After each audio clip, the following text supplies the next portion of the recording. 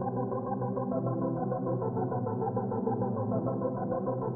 bon, tous les jours, on découvre et on se rend compte qu'on est vraiment loin de la vraie connaissance, quoi, et qui doit nous libérer.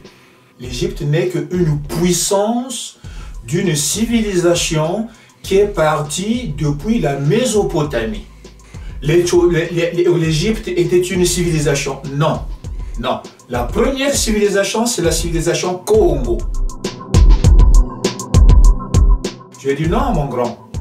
L'Afrique n'est pas le berceau de l'humanité. Le berceau de l'humanité, c'est en Mésopotamie, qui ne sont plus que l'égyptologie. Il y a 3 Égyptes. En 2269, en Mésopotamie, ça s'est éclaté en 3 têtes et quelques miettes. Il y a la tête asiatique, en Chine, au fin fond, vous traversez le détroit de Bering. Les Incas, les Mayas et les Aztèques étaient aussi sous la civilisation Congo. La définition de la mythologie, c'est ça. C'est une histoire qui peut être vraie, mais qu'on modifie selon les régions, selon l'humeur. On peut prendre un exemple. La base de la civilisation Congo, en dehors du totem léopard, c'est le palmier, qui était le symbole sacré. Mais quand ça arrive en Égypte, le palmier est modifié. C'est maintenant la croix en C. Voyez-vous? C'est pour ça qu'on voit que les colons qui sont venus chez nous, ils s'habillaient en blanc. C'est à partir de là qu'on a aussi commencé à les appeler nos frères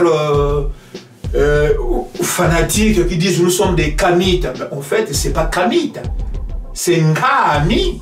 Alors là, vous ne niez pas l'existence de la peau noir charbon. Ah non, on n'est pas noir charbon. Si on est noir charbon, mon frère, on est malade.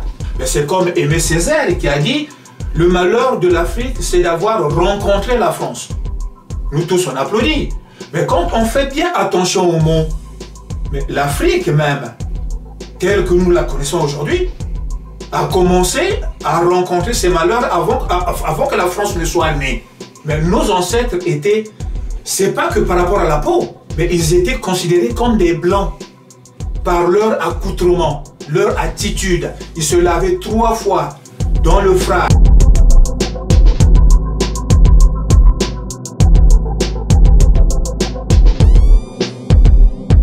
Bonjour.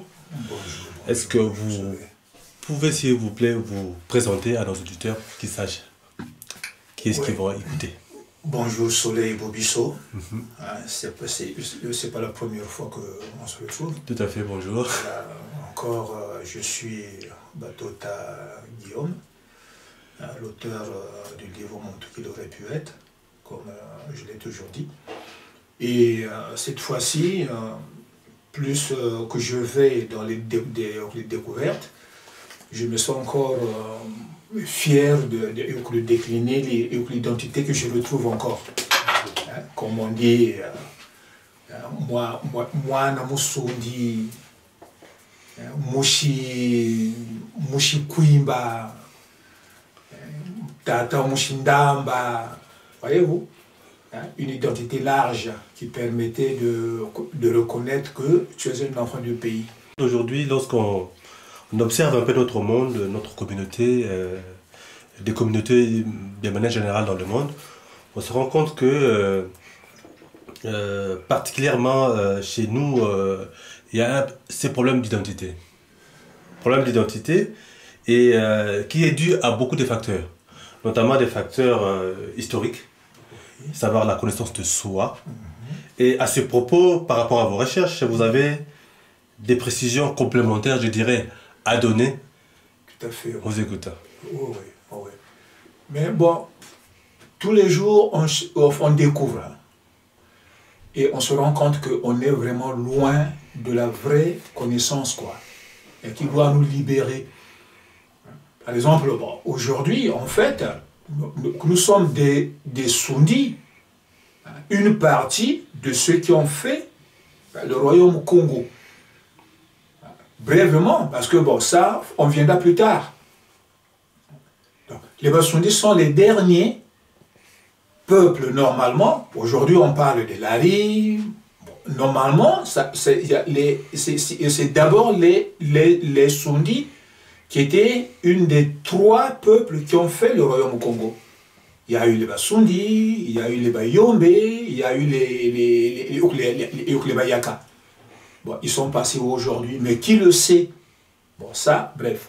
Maintenant, notre identité commence où? Nous sommes le peuple Congo. Or, nous ne savons pas, et jusqu'à aujourd'hui, beaucoup en doutent, hein, on est là dans la toute première civilisation. Alors, civilisation. Quand vous parlez de civilisation, nous savons que historiquement, des historiens, des éminents historiens se sont réunis un peu partout dans le monde et nous sommes aujourd'hui unanimes que l'Afrique serait le berceau de l'humanité et que la première civilisation serait née en Afrique. Notamment lorsque on regarde avec les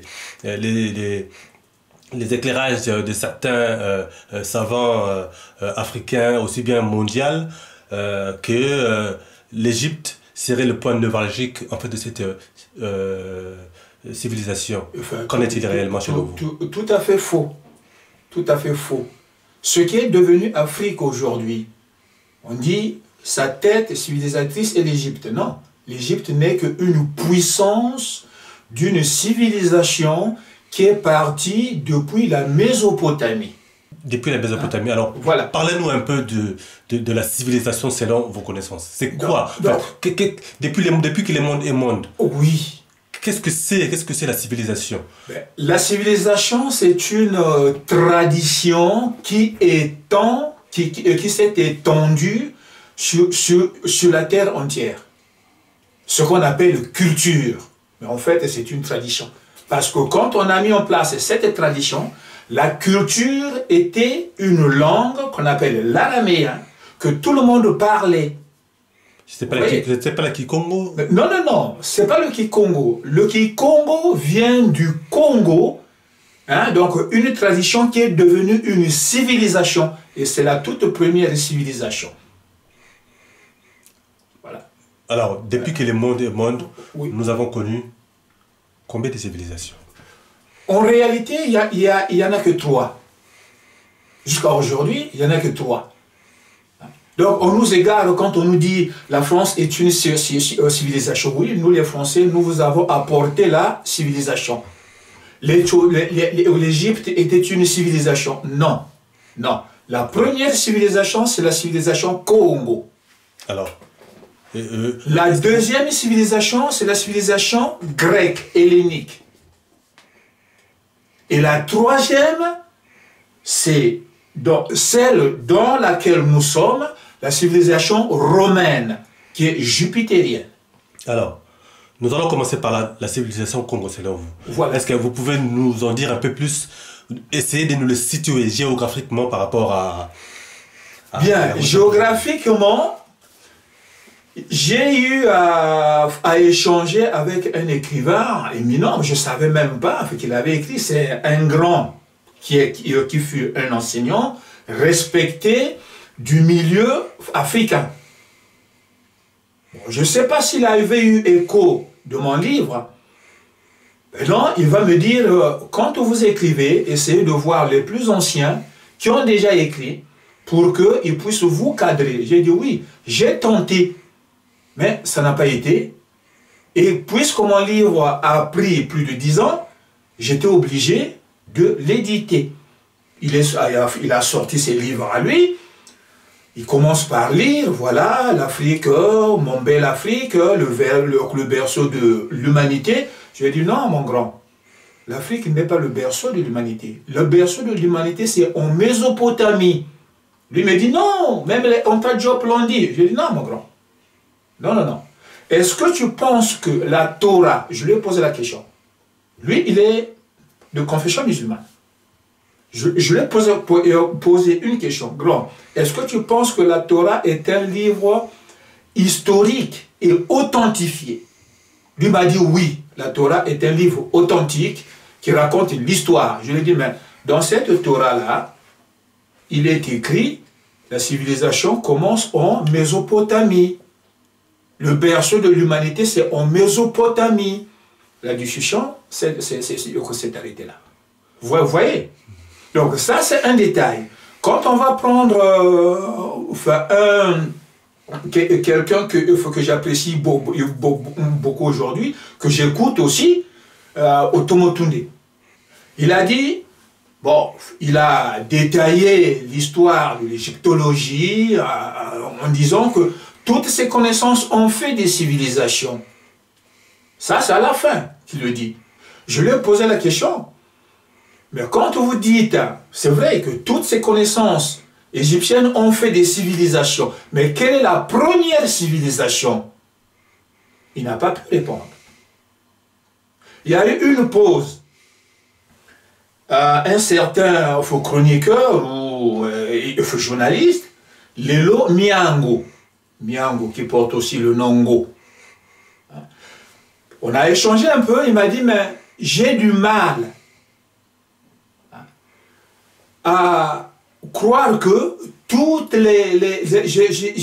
j'ai invité plus de 15 chercheurs africains, personne n'arrive à me donner l'explication claire sur le Congo. Je dis, grand, je te la donne. Jusqu'à aujourd'hui. Et c'était quoi exactement que vous avez... Oui, mais c'est-à-dire Congo, c'est-à-dire quand on dit la civilisation première, c'est identifié sur le totem Congo. Congo veut dire léopard. Mais quand on dit Congo, Bangwango, peuple du léopard.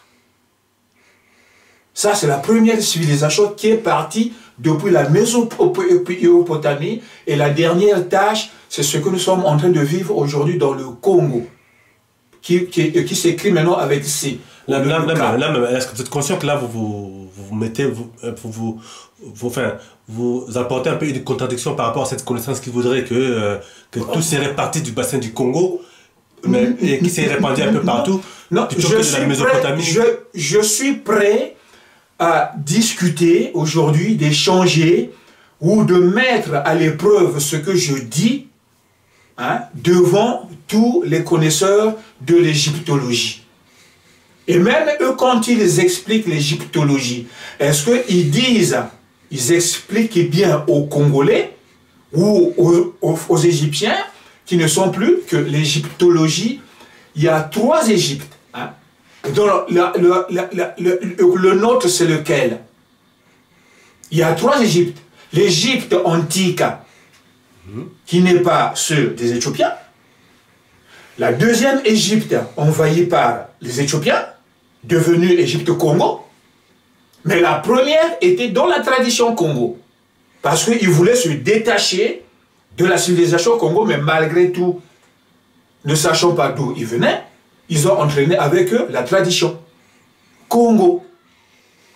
Maintenant, la 3e Égypte, c'est celle qui viendra noyer le Congo. C'est l'Égypte ptolémaïque, hellénique, avec les Cléopâtres. Maintenant, de quelle Égypte ils parlent, eux? Vous comprenez? Alors, détaillez-nous un peu plus sur la civilisation Congo que vous parlez maintenant. Voilà. Comment est-ce que cette civilisation est partie de la Mésopotamie et s'est répandue un peu partout sur la surface de la Terre? Oui, c'est-à-dire, non, prenons la base. J'ai réussi à avoir le document, les chroniques mésopotamiennes de Jean-Jacques Glasner, qui explique. Donc, ce sont les chroniques mésopotamiennes. Donc, Jean-Jacques Glasner détaille bien ce que Moïse a écrit dans le premier livre du Genèse. Maintenant, nous, dans la culture Congo aujourd'hui, quand on veut exprimer un refus, comment on dit? Ngo. Je refuse. Ngo. Mais, dans sa totalité, l'expression dit Ngongwani. Ngo Yangwani. Vous voyez? Donc, je préfère relever l'emblème sacré de l'oncle, qui est le léopard, que de suivre une culture autre.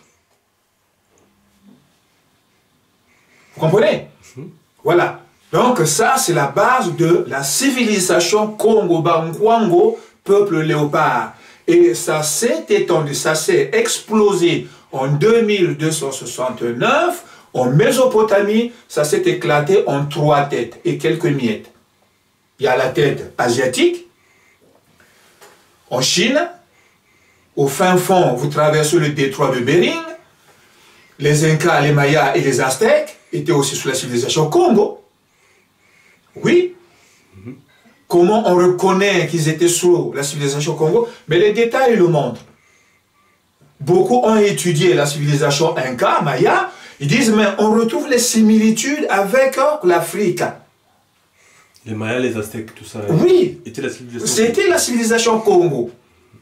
Donc ce sont des puissances, en fait, qui ont emporté la civilisation Congo. Donc, cette civilisation qui serait partie de la Mésopotamie, oui, qui s'est éclatée, qui sont partis en Amérique du Sud actuelle, et puis d'autres sont partis sur le bassin du Congo. Voilà, non, avant le bassin du Congo, d'abord l'Éthiopie, l'Égypte, et ça s'est éparpillé sur tout le continent. Donc ce n'est pas comme nous le savons, la civilisation Congo n'est pas partie du bassin du Congo pour l'Égypte, mais c'est plutôt l'Égypte au bassin du Congo. Voilà, voilà. Et même quand on dit Congolien Totela, il y a un grand qui l'a dit, Congolien Totela veut dire royaume de l'Empire. Le Congo n'était pas un empire. Le Congo, c'est un royaume, mais de l'Empire. Mais qui était l'Empire? Vous voyez là? Maintenant, quand on dit que c'est Congo, le Congolien Totela, c'était en Angola. Non, c'est en Namibie. C'est en Namibie où les prêtres Yaka préservaient la puissance, la force totémique du Congo. C'était les prêtres qui gardaient une partie de la force Congo.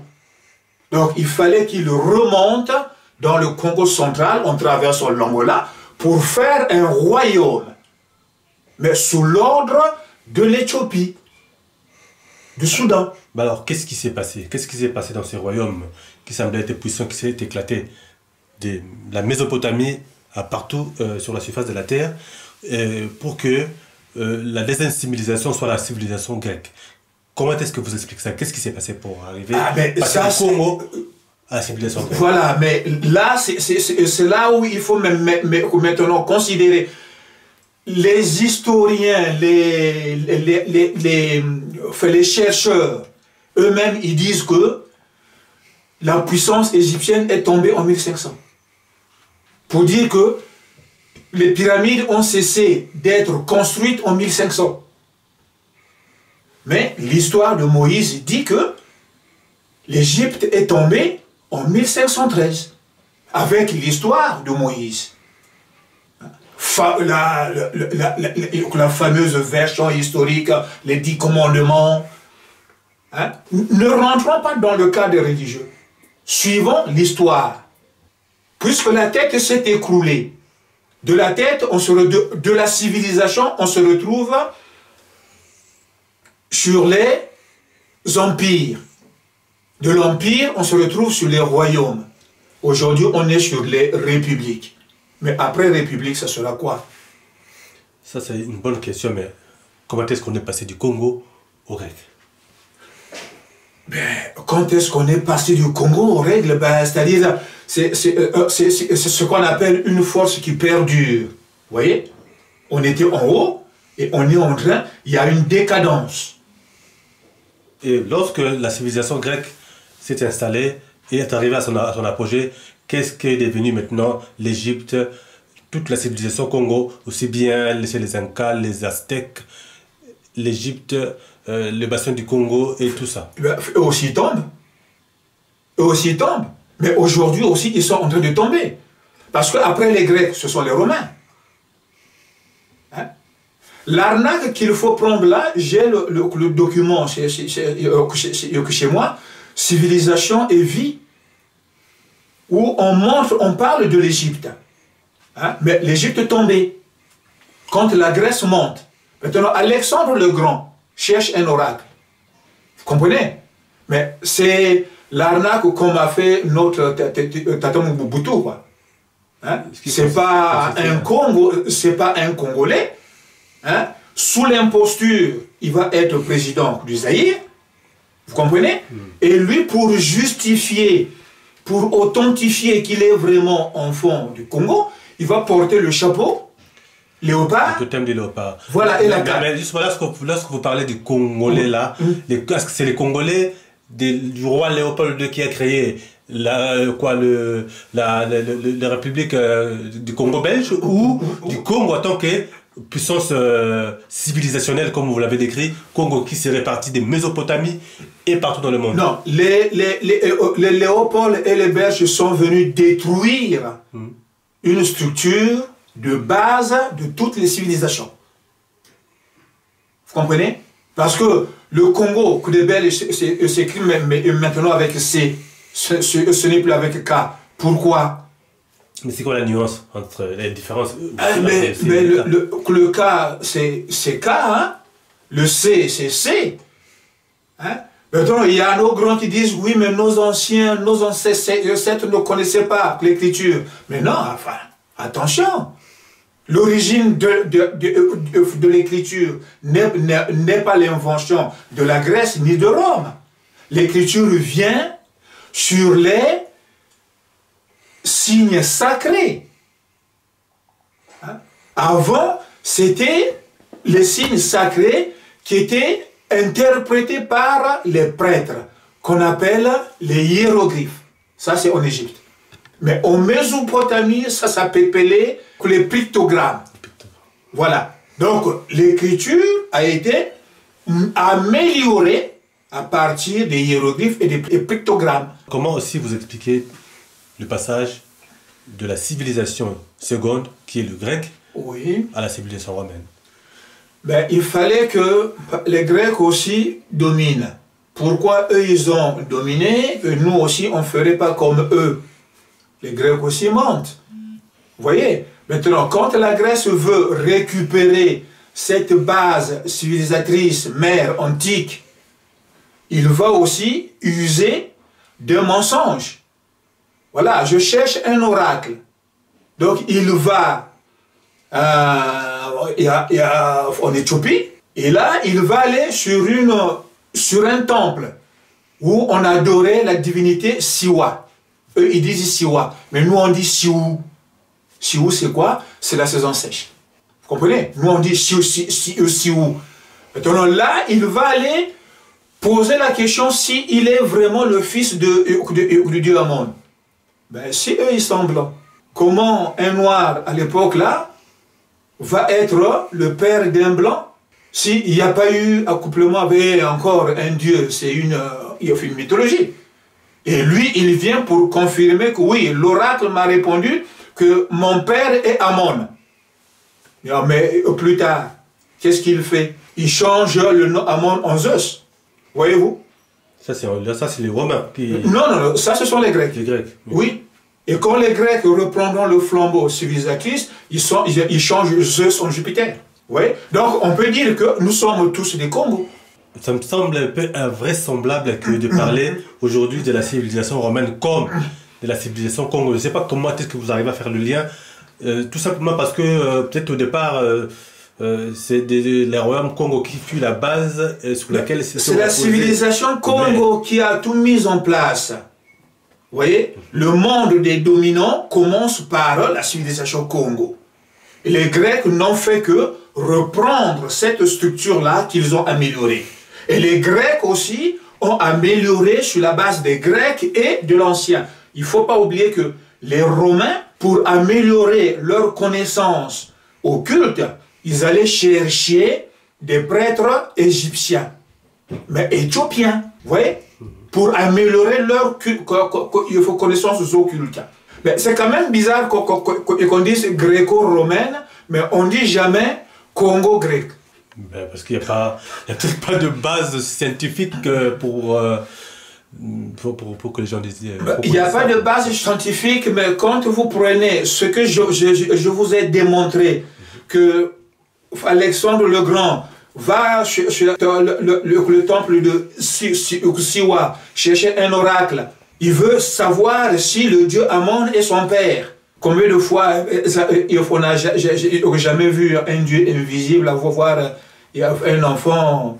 Cet enfant, il n'a pas aussi été fidèle à son papa, puisqu'il change de nom.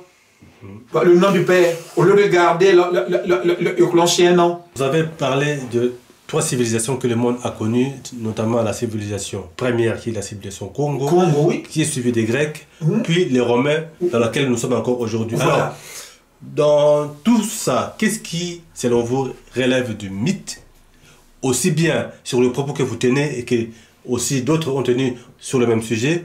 Qu'est-ce qui relève du faux et qu'est-ce qui relève du vrai? Ce qui relève d'abord du vrai, c'est de voir d'où est partie toute cette structure civilisatrice.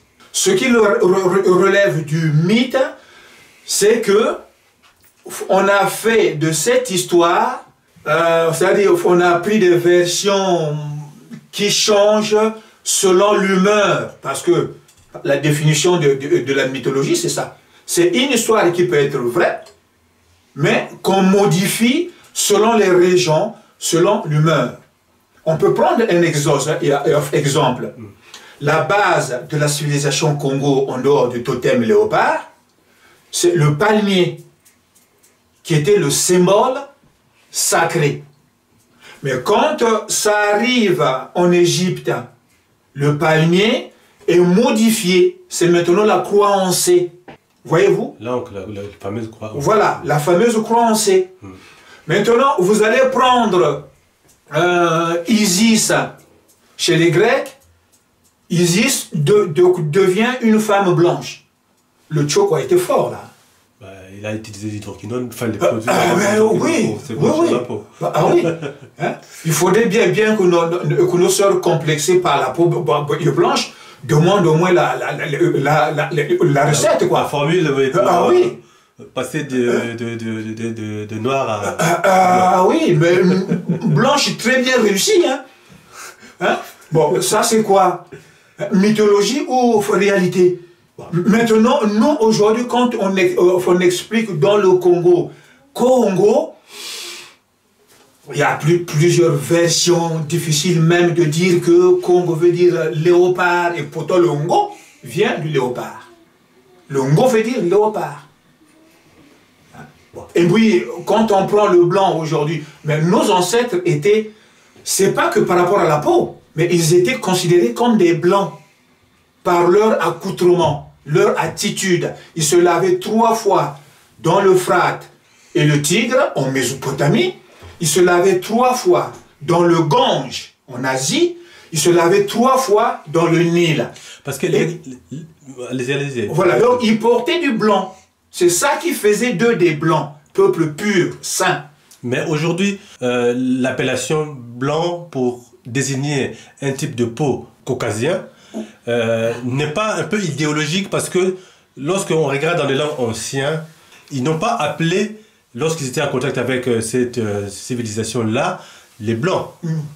Je parlerai peut-être en lingala où on ce qu'on appelle blanc aujourd'hui. Voilà. Mais Mundele ne veut pas dire blanc. Non, Mundele ne veut pas dire blanc. Mundele veut dire modèle. Quand ils sont venus nous dominer, ils ont d'abord cherché, mais comment nous allons faire pour aller dominer ce peuple qui était si puissant?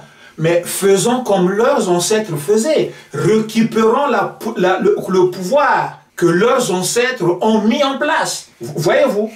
C'est pour ça qu'on voit que les colons qui sont venus chez nous, ils s'habillaient en blanc. C'est à partir de là qu'on a aussi commencé à les appeler les blancs, parce qu'ils s'habillaient en blanc. Maintenant, au Mundele, ils sont venus imposer, prenez-nous pour vos modèles.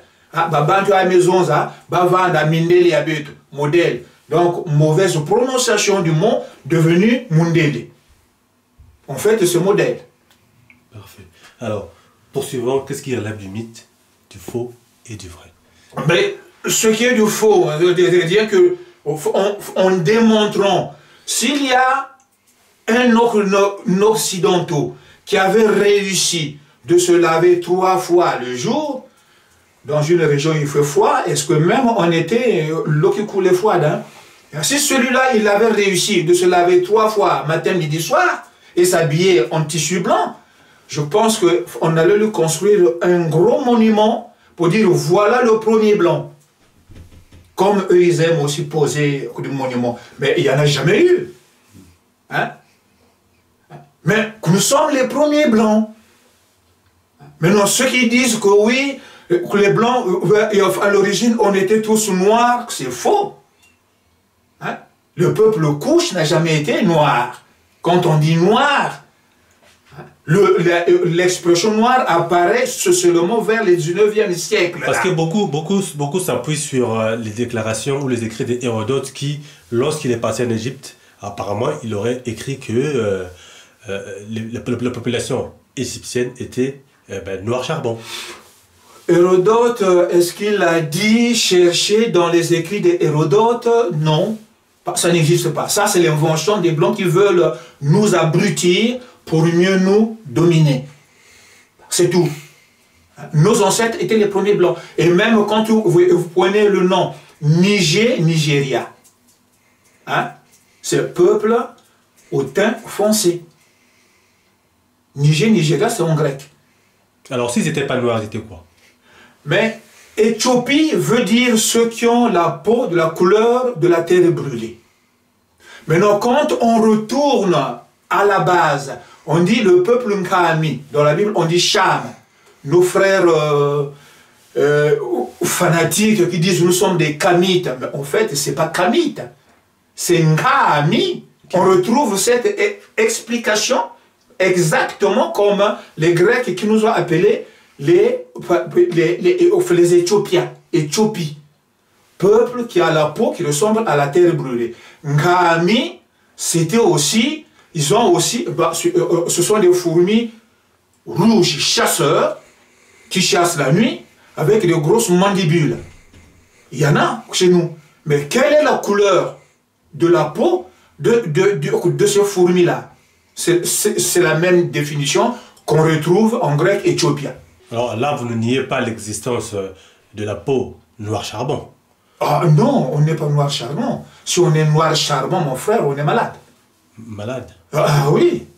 Mais au jour d'aujourd'hui, ça existe. Mais est-ce que regarde-moi, je suis noir. Peut-être parce que j'ai un son métissé. Hein? Est-ce que chez nous, il y a vraiment des noirs, comme ils le disent eux-mêmes? Vous avez peut-être une peau traitée. Ah non, même toi-même, tu as déjà tenté le choco? Non. Non. Tu es un peu marron. Mais alors, vous estimez que ça relève du faux que de dire que la base de la civilisation égyptienne au Congo serait de noirs, en véritable de noirs charbon? C'était pas des noirs, non. Non, c'est faux. C'était pas des noirs charbon. Pourquoi? C'est-à-dire, être blanc, c'est... On attribue cette expression à celui qu'il est pour le hisser. Hein? Il est pur. Tu vois? Être noir, c'est dire, bon, hein, maudit quoi, noir, voilà, un noir. Hein? Mais cette connotation-là du noir qui renverrait vers le négatif, c'est une idéologie qui est, je dirais, récente. Que d'attribuer le noir au... C'est récent, oui, parce qu'ils se sont dit, comment nous allons faire pour abrutir ce peuple? Mais il faut leur donner des attributs négatifs. Alors, qu'est-ce qui relève du vrai dans tout ça? Mais ce qui relève du vrai, regardons-nous. Est-ce qu'on est vraiment noir? Le jogging que tu mets est noir. Mais il n'est pas aussi noir que la couleur de ta peau. Hein? On est marron, mais sauf que dans l'argile, on ne pourrait pas dire vraiment marron, quoi. Voilà. C'est-à-dire, tel que nous sommes là, que nous deux, nous avons subi un métissage entre les Égyptiens et les Éthiopiens. Les Éthiopiens, quand vous regardez dans les archives, les écrits de l'égyptologie, il y a deux formes, il y a deux couleurs de peau. Il y en a qui sont d'argile un peu claire, Il y en a qui sont d'argile un peu bordeaux. Voyez-vous? Et ça, ce sont les Kémites et les Nkamites, les Éthiopiens. Maintenant, les autres qui sont un peu plus clairs, ce sont les Égyptiens. Ils étaient frères, Éthiopie, Couche et Misraïm. Alors, que dites-vous du fresque qui est le professeur Cheikh Anta Diop aurait repris dans son bouquin, qui serait le fresque trouvé dans une tombe quelque part en Égypte, où il y a différents types de races de peuples qui peuplaient l'Égypte ancienne ou l'Égypte antique. Bon, vous savez, vrai, oui, on a tous cru ce que Anta Diop a dit. Mais aujourd'hui, quand on fouille encore, c'est comme une lumière qui s'intensifie encore un peu plus. Vous voyez? Moi, aujourd'hui, j'ai du respect pour Anta Diop. Grâce à lui, ben, je dirais qu'il a posé une pierre. Voilà. Maintenant, c'est à nous de l'améliorer au lieu de rester focalisé sur ce qu'il a dit. Ben, c'est comme Aimé Césaire qui a dit « Le malheur de l'Afrique, c'est d'avoir rencontré la France. » Nous tous, on applaudit. Mais quand on fait bien attention aux mots, mais l'Afrique même, telle que nous la connaissons aujourd'hui, a commencé à rencontrer ces malheurs avant que la France ne soit née. Le nom Afrique a été attribué au continent à partir de 156, quand Rome renverse Carthage. Avant, le continent ne s'appelait pas Afrique. Voyez-vous? Mais quand Rome dominait, la France n'existait pas. Vous comprenez? Bon, est-ce qu'on va dire que Aimé Césaire a menti? Non. Avec le vocabulaire qu'il avait, il n'avait pas trop fouillé ce que veut dire Afrique. C'était la façon d'expliquer le continent à cette époque-là. Maintenant, aujourd'hui, on découvre que, tiens, le nom Afrique nous a été attribué seulement en 146. Mais avant, comment ça s'appelait? Pays de couche. Vous voyez? Est-ce que là, il faut apporter les preuves scientifiques ou les preuves sont là? Et encore, les scientifiques aujourd'hui effacent les preuves, mais ils n'arrivent pas aussi à tout effacer. Vous m'avez dit en off que les fouilles archéologiques sont aujourd'hui réalisées en Amérique du Sud, en Égypte, mais jamais en Mésopotamie. Oui, oui. Semble-t-il pour dissimuler quelque chose de pertinent oui, et d'élégant. Oui, c'est pour cacher, en fait. On fouille l'Égypte. Mais pour moi, ce n'est pas une avancée, comme l'a dit le professeur Covey. Là, au moins, je suis d'accord avec lui. Ce ne sont pas les découvertes, comme il dit. Hein? Ce sont les... On détruit les tombes, on profane les tombes. Comprenez? On profane les tombes. Peut-être que dans 50 ans, on ne parlera plus de l'Égypte. Il faut tout effacer. Pourquoi ici on respecte une tombe? Et chez nous, idiot que nous sommes aussi, on applaudit. Ah, on a découvert ton temps comme moi. Bien. Mais non, mais on a profané sa tombe. Oh, on profane. Et après, on découvre que oui, mais regardez, il y a fisson noir, mais un corps séché. Hein? C'est comme un moukalou. Mais le moukalou, quand il est dans l'eau, il est noir. Non. Quelle sera la civilisation prochaine? Un gros point d'interrogation aussi. Quelle sera la civilisation prochaine? Gros point d'interrogation. Bon, s'il y a un peuple qui monte, ce sera peut-être le peuple mélangé, nos enfants et les leurs. Bon, maintenant nous faisons le plus vite possible, comme nous avons le gène de la reproduction en nous. Merci beaucoup, M. Batota, et rendez-vous est pris pour la prochaine, toujours dans la même lignée, hein, pour avoir vos lumières, aussi vos connaissances et les confronter avec celles des autres, pour avoir une lumière beaucoup plus excellente afin de nous éclairer. Pour que merci beaucoup, Soleil. C'est ton nom qui éclaire. Merci. Merci.